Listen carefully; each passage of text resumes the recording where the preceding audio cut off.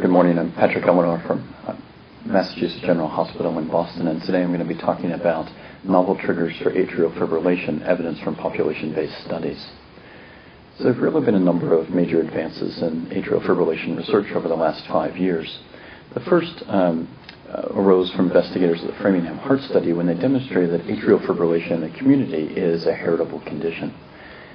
Carolyn Fox and Amelia Benjamin and colleagues at Framingham found that a parental history of atrial fibrillation led to an increased risk of atrial fibrillation in offspring with a 1.9-fold or near doubling of the risk of acquiring atrial fibrillation.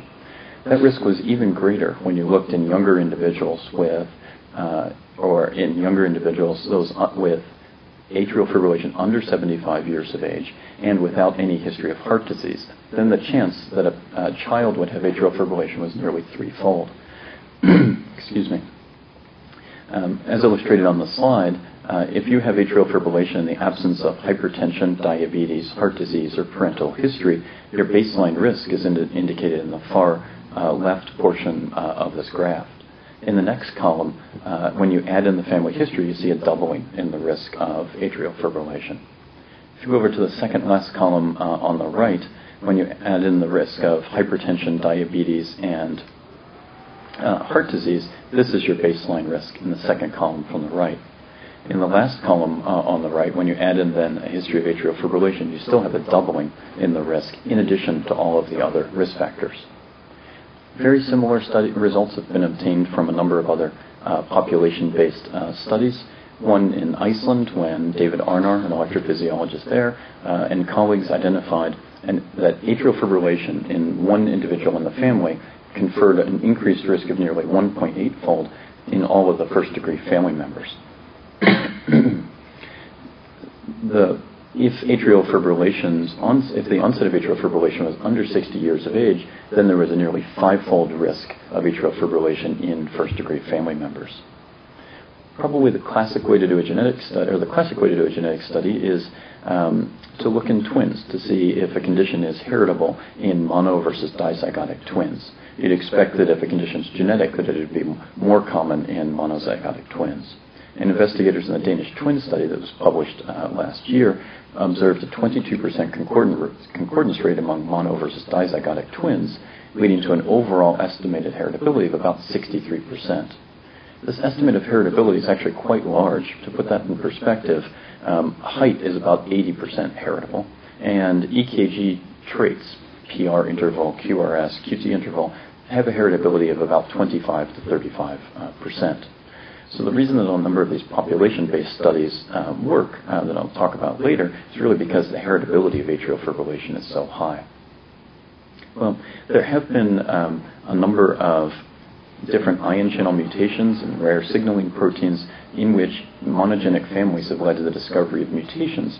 Those individual mutations have then been screened, or mutations in those same genes have been screened for in broad populations with atrial fibrillation. But largely the results have been relatively underwhelming. If you take all of the known mutations as illustrated in this Venn diagram, all of the genes that have no mutations, you screen broad populations either in our own cohort, which consists of just about 1,000 patients at the moment, or in many other similar cohorts throughout the world, you're not finding terribly many mutations. So despite being a largely heritable condition, using typical Mendelian genetics or candidate gene approaches, you've really not identified the underlying basis of atrial fibrillation. And therefore, a few years ago, we started using genome-wide association studies or population-based genetics to try to identify the genetic causes of atrial fibrillation. And to do that, we developed a consortium of investigators called the CHARGE-AF or AFGen Consortium. Currently, it includes 12 different sites throughout the world, and has a total of at present, about 8,600 individuals with atrial fibrillation, about 90,000 without, and in excess of 60,000 individuals with PR interval data. And when we started these studies, there were so just wanted to give a background on a genome-wide association study, which is a study in which you use a large population of your cases versus your controls, and this can be for any condition. You compare anywhere from 300,000 to 1 million individual common polymorphisms that are scattered throughout the genome.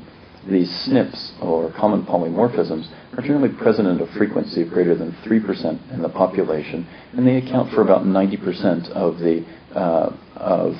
and they account for the differences between each one of us, since the vast majority of the human genome is identical between any two given individuals. So these common genetic variants add up to make each of us unique. And then what you do is basically, once you have this, each individual genetically fingerprinted across these million individual polymorphisms, you compare those with atrial fibrillation and those without, and you try to identify genetic regions that are either more or less common in individuals with atrial fibrillation. The same type of approach has been used to study over 100 conditions or traits in the last few years.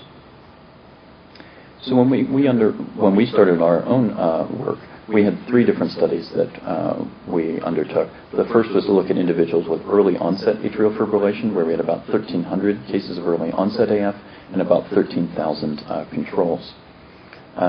We had what we called community or typical forms of atrial fibrillation, so atrial fibrillation in the presence of other structural heart disease, other comorbidities such as heart failure or valvular heart disease. And in that study, we had about 3,500 individuals with atrial fibrillation and over 20,000 controls. And then we also examined separately the genetics of the PR interval. The rationale for that was that the PR interval was associated with increasing lengths of the PR interval were associated with an increased risk of atrial fibrillation. And it's genetically more powerful because all 28,000 people that we looked at have a PR interval, whereas not all of them have atrial fibrillation. So all of those studies have come out in the last 6 months, and on the next page I've just summarized, I've taken what's called a Manhattan plot from one of these studies to summarize our current understanding of the common genetic determinants for atrial fibrillation. So in this plot, the minus log p-value is illustrated on the x-axis or on the y-axis, and on the x-axis is each chromosome or chromosomal distance as we move from left to right. And I've pointed out 3 different individual loci, PIDX2, ZFHX3, and KCNN3. The first of these, and probably the first takeaway message, is that this PIDX2 locus is the region most strongly associated with atrial fibrillation. This was first identified by investigators at Decode Genetics in 2007. And it's been replicated in many additional populations. The second locus, ZFHX3, is on chromosome 16 and was identified both by our own group and, again, investigators at Decode in a companion piece last summer. And the most recent work involves the identification of genetic variants associated with early onset atrial fibrillation at this KCNN3 locus on chromosome 1. And we're just going to spend a moment talking about both what we know about the PIDX2 locus and the KCNN3 locus. We don't know much about the ZFHX3 locus, so I won't spend much time on it this morning.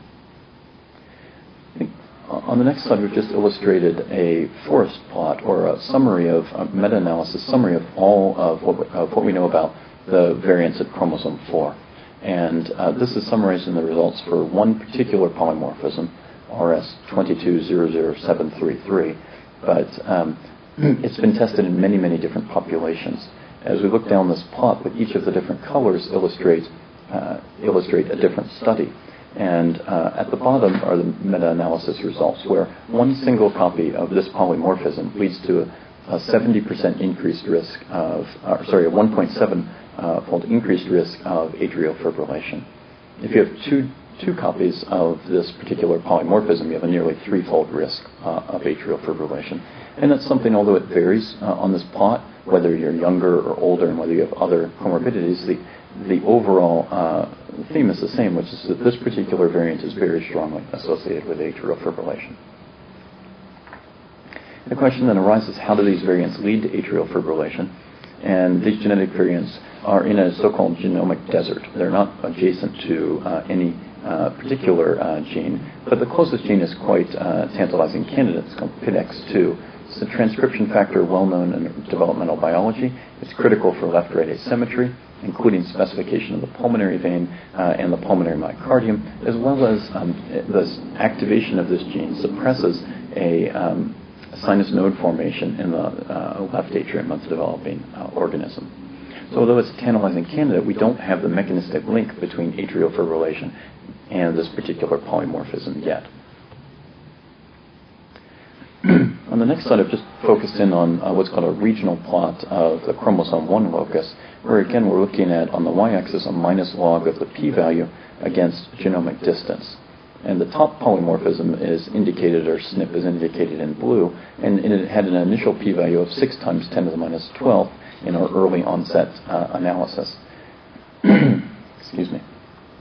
There are a number of other polymorphisms that are also significantly associated with atrial fibrillation, illustrated in orange, and those that were weaker are illustrated in, or less strongly associated or weakly associated with atrial fibrillation are illustrated in white.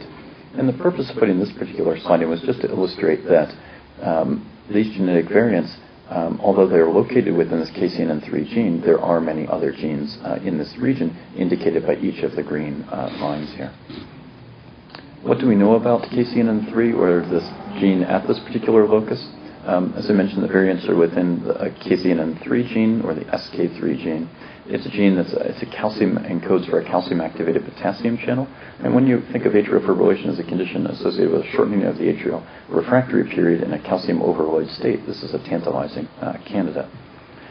This gene is known, or this channel is known to participate in the classic after hyperpolarization in neurons. And knockout of KCNN3 in mice has been associated with hypertension. So we wanted to ensure that our own results, where we identified in this early onset population an association between this variant, or variants in this gene and atrial fibrillation, weren't just spurious and due to the presence of hypertension. We went back and looked at whether this polymorphism was associated with hypertension in a study of nearly 70,000 people looking at genetic determinants of blood pressure, and there was no association between blood pressure and this particular polymorphism. It's also interesting that this channel is a heteromultimer with KCNN2. And the reason that's intriguing is because Dr. Lee and colleagues last year demonstrated that modulation of KCNN2 in a knockout mouse, either going from a wild type to heterozygote to a homozygote knockout, leads to progressively increased lengthening of the atrial action potential duration, and led to a susceptibility for the induction of atrial fibrillation. So though we don't have data on KCNN3 itself at the moment, that's work that's ongoing in our laboratory, we do know that the partner protein in this channel complex does directly affect cardiac repolarization. So just to summarize, there have really been 3 main advances in the genetics of atrial fibrillation. The first being that atrial fibrillation, and particularly lone atrial fibrillation, are heritable, that mutations have been identified in a number of different ion channel genes, but are overall rare causes of atrial fibrillation. And finally, genome-wide association studies, or population genetics, has started to unravel 3 different genetic loci near PIDX2, ZFHX3, and KCNN3 that are strongly associated with atrial fibrillation. Well, where are we headed in the genetics of atrial fibrillation? On this slide, I've just illustrated some of the potential future directions, ranging from population-based studies to model systems to individuals. And we're really just at the beginning. These initial genome-wide studies have given us potentially new pathways leading to the development of atrial fibrillation, but we need to learn a lot more about the mechanism by which these polymorphisms lead to disease. We also need to then, once we have a greater understanding of that, develop more faithful animal models. And ultimately, we want to take this information back to our own patients. And specifically, do these genetic variants lead to a greater understanding of an association of who might go on to have a stroke or heart failure or death from atrial fibrillation? Do they modulate response to drugs, or do they help us predict who might respond better to an ablation? So I think those are the kind of directions that we're really headed in the next couple of years. Well, the work that I've talked about is the combined effort of many, many individuals. In the Framingham Heart Study in particular, Amelia Benjamin is an investigator there that I've partnered up with over a number of years and has been a great help in facilitating these studies. Kathy Lunett has led a number of the statistical analyses. In Rotterdam, Jacqueline Wideman, Bruno Stricker, and colleagues at Cardiovascular Health Studies, Susan Heckbert at Vanderbilt University, Dan Roden and Dawood Darbar. In Germany, Arne Pfeuffer and Stefan Kabe. At the Aegis, Eric